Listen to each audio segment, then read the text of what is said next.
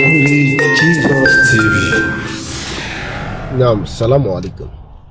Kì í ṣe salamu alaikum, salamu alaikum, kò sí nǹkan tó ń jẹ́ bẹ́ẹ̀, assalamu alaikum tàbí salamun alaikum. Kódà sálámù gan ò dá, kò síbi tó dá sí sálámù gan ò dá lẹ́nu ẹ̀, ó kàn pọ́nyìn kan, ó kàn yan mọ́. Ẹ wo afa Just Me pẹ̀lú Abdulmalik wọ́n máa jọ mú nǹkan lẹ̀ o. Tẹ bá lẹ́nu ọjọ́ mẹ́ta yìí wọ́n challenge ara wọn lórí mídíà. Ó dẹ̀ ní challenge kan tí Abdulmalik tó fi síta fún afa Just Me. Ṣé rí lórí pé wọ́n jọ ń takora wọn, ṣé rí ẹ̀yin mùsùlùmí ẹ̀san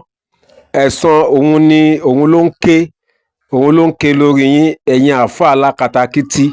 ẹ̀san ló ń ké lórí yín gbogbo àkókò tí ẹ fi ń ba Christianity jẹ́, because ọ̀pọ̀lọpọ̀ ẹnìkan sọ nínú lábẹ́ fọ́nrán kan nínú comment pé kí ló dé tí mò ń gbé fídíò Abdulmalik wá, kí ló dé tí mò ń gbé wá. Kò sí ìdí méjì tí mo ṣe ń gbé wá, lákàn ti jẹ́ kí ẹ̀yin èèyàn mọ̀ pé ṣe gbogbo nǹkan láyé yìí kò sí nǹkan téèyàn ṣe tí ò ní ẹ̀san. Nígbà tẹ́yin mùsùlùmí ẹ̀yin àáfàá alákatakítí tẹ́ ń ba Christianity jẹ́, tẹ́ ń sọ oríṣiríṣi, láti inú yín ni Abdulmalik ti jáde wá tó dẹ̀ gbọ́ kéwú tó mọ kéwú tó nímọ̀, tẹ́yin àáfàá gan kan sára sí. Ṣe rí fọ́nrán tẹ́ ń wò yìí, máa fi sílẹ̀ fún yín kẹ́ wá lọ wò. Ẹ rí bó ṣe correct àáfàá Just Me tó pé òun nímọ̀. Ó já ránkì àáfàá Just Me, ó wọ nílẹ̀ gan. Débi pé níbi táwọn èèyàn tí wọ́n mọ̀ pé Malik nímọ̀dé, ìyá kan jáde ó ní láti bẹ Malik pé kó ṣe sùúrù kó tẹ̀ jẹ́jẹ́. Ẹ máa rí fọ́nrán yẹn náà lórí fọ́nrán yìí. Torí náà tí bá kàn gbé fídíò wá, kì í ṣe pé mo kàn ṣàdé gbé fídíò wá, ṣùgbọ́n ó ní ìdí tí mo fi ń gbé wá. Nígbà káyìí mùsùlùmí lè mọ̀ pé tó kò sí nǹkan tó lọ títí o, gbogbo nǹkan ló ní ẹ̀san, gbogbo nǹkan ló ní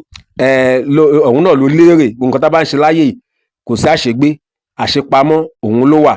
Nínú yín lọ́lọ́run náà tuntun yọ pàṣán báyìí tó ń nà yín báyìí. Ẹ má jẹ́ ń sọ̀rọ̀ jẹ́jẹ́ fọ́nrán sílẹ̀ kẹ́ wá lọ gbọ́. Ẹ ṣé, mo ń padà bọ̀. Ládùúrí ìdánilẹ́kọ̀ọ́ tí mo ṣe fún Gáì nínú fídíò yẹn, bí mo ṣe lecture ẹ̀ tó, tí mo mú verse wá, mo yọ logic inú verse yẹn jáde, mo mú ọ̀rọ̀ Ibn Taymiyyah wá, mo kà, mo tún lo principle, mo kó gbogbo ẹ̀ papọ̀, mo yọ àwọn àgbọ́yé tó yè koro jáde nínú àwọn ọ̀rẹ́. So kò wá rí nǹkan kan, ẹyọ kan, just one, láti fi bring me down, láti fi prove fáwọn èèyàn like claim to make wípé olódo ni mi, kò tiẹ̀ wá rí nǹkan ẹyọ kan ṣoṣo báyìí pé kò tiẹ̀ orí kìíní ìdá o, tàbí àgbọ́yé yóò tiẹ̀ lọ́bẹ̀ o, tàbí kò tiẹ̀ yẹ kó rí báyìí o, kò wá rí nǹkan kan. Ó wá fọwọ́ họrí pé àwọn tó ń rí mi ní superstar yìí, bóò ni mi ṣe ní tẹ́ wọ́n pé kí ni mo tẹ̀lé sọ̀rọ̀ fún tọ́ba àtúntò ó tó kú mọ̀ pé òpònú làwọn, ẹ má bínú kí pé mo fẹ́ bú wọn, but ó kú mọ̀ pé òpònú làwọn tó ń ṣe gọ́gọ́. Ọmọ mùsùlùmí mélòó náà ni ó ṣe gírí nínú wọn tẹ́lẹ̀. So jẹ́ kí n wá bìyànjú wá àkọ́kọ́ tí mo tẹ̀ máa sọ nínú fídíò yìí, tí mo tẹ̀ máa fi tọ́mọtọ́mọ máa fi hail mi pé yes mo ti sọ̀rọ̀. Ó wá lọ síbi tí mo sọ pé I am bigger than him, ó wá ń túmọ̀ bigger than him yẹn sí material things. No, even I am bigger than, mo tún big ju kí tún máa fi material thing ṣe kanta pẹ̀lú yẹn lọ. Mo tún big ju yẹn náà lọ at the same time. Oye, so because nǹkan tó jà lọ́rọ̀ tí yín jù òun ni material thing, that's why tó jẹ́ pé nǹkan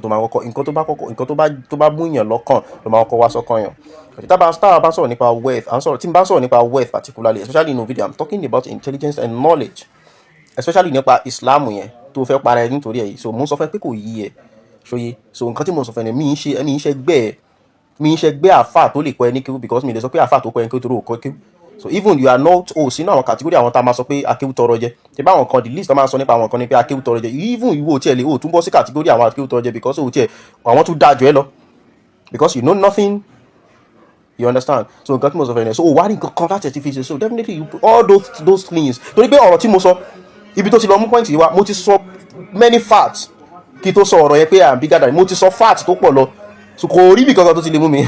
Even fídíò tí mo ti ṣe ti pẹ́ lórí ẹ̀ kò lè defend ẹ̀, tí mo ti ṣe ti pẹ́ lórí ẹ̀ tí mo fi sọ pé tí mo fi yọ òdo ẹ̀. Oye báyìí nísìn, so kò lè rí, ó wá lọ síbi pé kíní kan. Oye, so àwa ò sínú level pé ká máa fi material things. Tí n bá sọ fún ẹ wípé I am bigger than you in terms of wípé mo wà intelligent jù ẹ, báwo ni màá ṣe máa bá pè sọ̀rọ̀, mo lè jókòó tẹ̀ smell like ó máa rí mi lára now. Okay, so but because all you understand as wealth òun náà ni owó kẹrin, so èmi ò sí fún gbogbo nǹkan yẹn. Anyway, tí wọ́n bá tó bẹ́ẹ̀ ṣe nǹkan tí mo sọ, ṣàlùwàlá lójú screen, kó ka Suratul Fatiha, kó dẹ̀ ka àyà 5 nínú Suratul Ibrahim, ó ti bẹ̀rẹ̀ sẹ́ tó bá tó bẹ́ẹ̀ tó bá tó bẹ́ẹ̀ ṣe nǹkan tí mo sọ, tó bá tó bẹ́ẹ̀ ṣe nǹkan tí mo sọ. Èyí tó tẹ̀ wá pa mí lẹ́nu ni ẹnìkan tó sọ ní comment section tó sọ wípé òun ti fìgbà kan jẹ́ student mi rí. Yes, ẹnìkan sọ ní comment section tó sọ wípé torí mo kàn ká comment section díẹ̀ ìgbà tí àwọn èèyàn send video yẹn sí mi, mo wá rí nìkan tó sọ ní comment section wípé òun ti fìgbà kan jẹ́ student mi rí, and I'm very sure pé eléyìí tó ń sọ̀rọ̀ yìí gan máa jù ẹ́ lọ, òun ṣẹgbẹ́ tẹ́nì yẹn ti jẹ́ student mi o. No, you can't even stand in front, o lè dún wájú mi pé o fẹ́ àwọn èèyàn àwọn míì náà máa kọ́ ẹ̀ irú ọ̀rọ̀ yìí nígbà yẹn máa ń tò sẹ́yìn ni. Tí bá wà nínú Islam wàá máa ṣe ṣéèkù ni, wọ́n bí ẹ dà ta ní ibo ni ojú wa máa ń tó yónú ni. Ó ti yé igi mú jìnnà sórí. Àwọn tó mọ̀ mí ò sọ wípé poverty, àwọn tó mọ̀ mí ò kí sọ wípé kò ní mọ̀, àwọn ń sọ àwọn yẹn wọ́n mọ̀ pé narrative tí ò ṣe push ni ẹja rẹ pé ìyẹn ò lè tà. Èyí tó ràn wọ́n lọ́rùn, narrative tó ràn wọ́n lọ́rùn láti push náà ní poverty. Tó yẹ lè sọ pé ó dẹ̀ ti cast, ìyẹn ti pẹ́, ẹ ti sọ ìyẹn ti load, ẹ wá nǹkan mi sọ. Ó ti yé àwọn eléyìí tọ́kàn ń sọ, àwọn kan ń sọ tí wọ́n ní. Ó ti yé bẹ́ẹ̀ sìn, wọ́n kàn rí pé Malik yẹn orúkọ tó tóbi ni ẹ jẹ́ ká tákù ẹ̀ díẹ̀. Ó ti yé àwọn tó dẹ̀ ń tì gan mọ̀ pé àwọn fẹ́ ba tiẹ̀ jẹ́ níwájú mi ní sincerely. Àwọn tó ń tì mọ̀ pé àwọn fẹ́ ba tiẹ̀ jẹ́ ni wọ́n nífẹ̀ẹ́ òye because igi mú jìnnà sórí náà, so ó clear pa. Jẹ́ kí tí wá sáré kọ́ ẹlẹ́kọ̀ọ́ kékeré kan kí n tó lọ because ó lọ mú picture ibi tèmi àtàwọn èèyàn mi ta lọ ṣe rally wá nínú ọjà níjọ́ kìíní àná. Sórí èèyàn kì í big kọjá mission yàn, oye èèyàn kì í big kọjá mi torí ẹ̀ ló jẹ́ pé wàá rí olóṣèlú tó bá gba campaign tó fẹ́ káwọn èèyàn dìbò fún wọn tó gba election, wọ́n á lọ sínú ọjà wọ́n lè máa báyà láta fọbọ́. Kò ṣe pé sisters ẹ̀ ò jù báyẹn lọ, but because mission ẹ̀ kò big ju mission ẹ̀ lọ. Ó ti ẹ̀ so bó ṣe jẹ́ fi sífẹ́ lẹ́yìn náà sí ọwọ́ òsì ẹ̀ kó má ṣe kíni kó má fi jẹun. So mission wa á big jù lọ because nǹkan tá a gbé lọ́wọ́ ó ṣe pàtàkì gan, ó dẹ̀ jẹ́ wá lógún gan. Ó ti wọ́n ní pé orí burúkú tẹ̀ ń ṣe kẹ́ má transfer sáwọn generation tó ń bọ̀. Ó ti so ọpọlọ wèrè kan tó ló gbà like àrùn fáírọ́ọ̀sì wèrè kan tó ló gbà ní 1400 years ago, oye tó ní ẹnìkan wá fún un lọ́rùn pa mọ́nu gọ́ọ̀rù ẹ̀rọ kẹ́ má tún ta àìsàn yẹn fún àwọn àrọ́mọdọ́mọ tó ń bọ̀. Àìsàn yẹn làwa ń jà pé kó má torí a nífẹ̀ẹ́ generation, a nífẹ̀ẹ́ ìjọmọ Yorùbá yìí wùwá púpọ̀. Ó ti àfẹ́kẹ́ báyé àwọn ọmọ tó ń bọ̀ náà jẹ́. Ó ti so nǹkan tó jẹ́ wá lógún mission tó dẹ̀ lágbára gan ni, so kò sí status tí mo lè nílé ní tí mo lè big jù lọ. So ti so kò sí nǹkan tí mi ò lè ṣe láti so bó dẹ̀ ṣe yẹ kó rí lẹ́ni tó bá mọ rírì nǹkan tó ń ṣe, ẹni tó bá yẹ pé ó mọ rírì nǹkan tó ń ṣe bó ṣe wà nìyẹn náà generally. Ó ti yé báyìí so kò jẹ́ bó ṣe jẹ́. Abdulmalik Musa, Abdulmalik, ẹ̀yin ni mo wá ṣé mo gàngò ni? Kò yẹ ká gàngò kan irú ròyìn báyìí. Bá mi o Abdulmalik, mo ti máa ń gbọ́ Abdulmalik Musa, ẹ má bínú mẹ́wàá pọ̀ lórí mi. Bọ́dà Malik, ẹ̀jẹ̀ afọgbọ́n ṣe ọgbọ́n léèyàn fi rìnrìn àjò. Mo mọ̀ pọ́ ọmọ tó gbọ́n ni yín tó sì ń wá àlàáfíà. Ta ni ìránṣẹ́ Ọlọ́run ẹni tó ń wá àlàáfíà?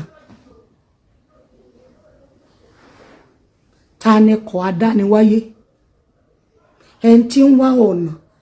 láti jẹ́ sọ pé n tí mò ń sọ yìí, n tí mo gbé lọ́wọ́ yìí ó dá mi lójú, ṣùgbọ́n àwọn èèyàn mi ń gbà mí sódì. Bó mo ṣe fẹ́ gbé kalẹ̀ tí mi ò ní fi hurt wọn, tí mi ò sì ní fi hurt ara mi? Ẹ gbọ́ mi sà, àwọn tán rán wa sí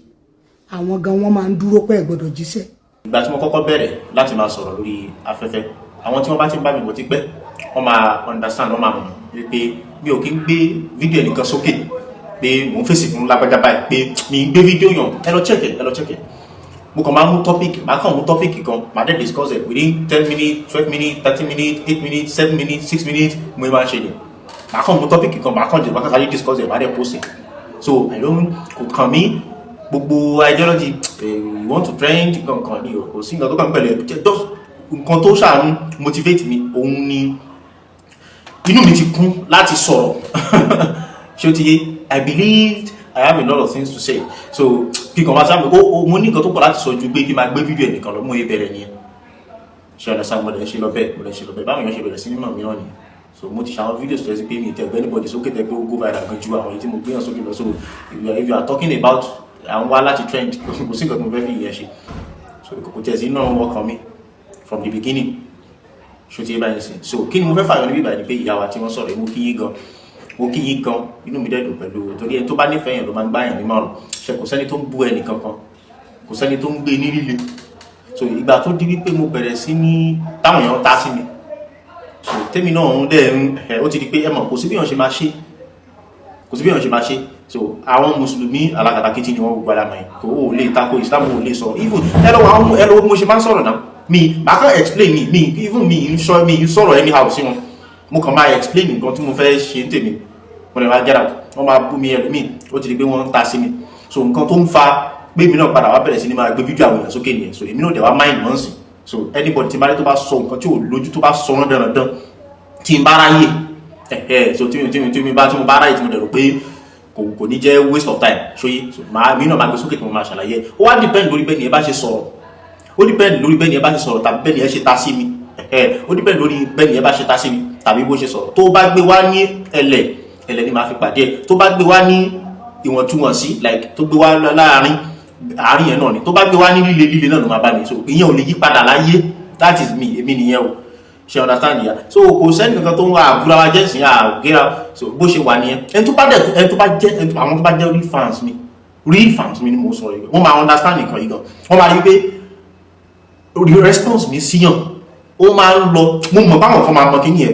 even tí mi tẹ̀ sọ mo mọ̀ báwọn kan máa observe nǹkan yìí nínú ọ̀rọ̀ mi mo mọ̀ and tó bá jẹ́ pé ìwọ wà lára àwọn ìjọba mi sọ sí comment section ẹ máa notice pé òdiwọ̀n béèyàn bá ṣe sọ̀rọ̀ nínú fídíò tí n bá fẹ́ fèsì fún ni màá ṣe sọ òdiwọ̀n yẹn ni so ìgbà mi wà wà tí ẹ sí pé ẹni yẹn ó lè sọ̀rọ̀ tó lágbára gan tí ẹ sí pé mo mọ̀ gbọ́rọ̀ tó lágbára ni but ó ń tẹ̀ láti ṣe pé bí a kó má wúwo jù so mo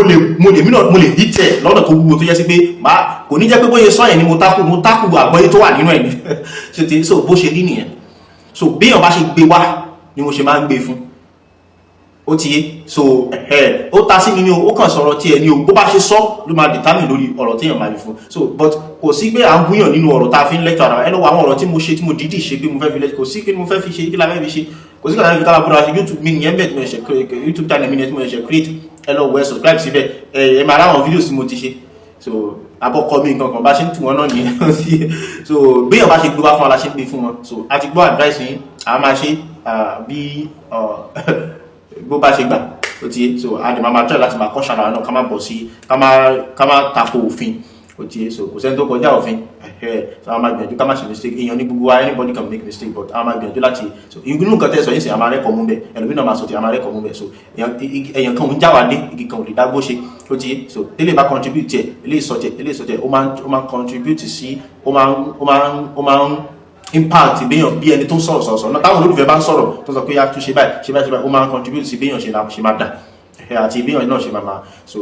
gbogbo ẹ̀ náà ló work so but bọ́ọ̀rọ̀ ṣe jẹ́ gangan nígbà tó ni mo ti sọ yẹn o nǹkan tó bá gbé wá òun la máa gbé fún wa. ẹ ṣeun gbogbo àtàdìjọ wo fọ́nrán yìí bó ṣe jẹ́ ilẹ̀ rí ilẹ̀ gbọ́ yẹn Malik Musa ó ti di egungun ẹja sẹ́yìn àáfàá lọ́rùn báyìí o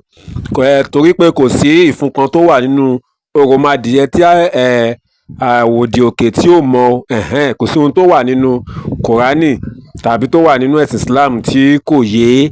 Malik Musa so kò síbi tí ẹ fẹ́ gọ sí báyìí sìn ohun tẹ́ ti ṣe sílẹ̀ ẹ̀yìn ogún ọdún ó gbóná mọ́ yín lọ́wọ́ báyìí gbogbo bẹ́ẹ̀ ṣe bà Christianity jẹ́ ten celebrate 30 years 40 years ẹ̀sùn ẹ̀ náà lẹ́tí ń rí padà yìí báyìí so gbogbo àtàdìjọ wo fọ́nrán yìí mo rò pé ó yé ẹ̀yin náà so ẹ̀yin náà ẹ comment ẹ̀yin náà ẹ sọ méjì kẹ́ sọ mẹ́ta bó bá ṣe yín sí ọ̀rẹ́ búkọ́ o ọ̀rẹ́ ìpè kọ́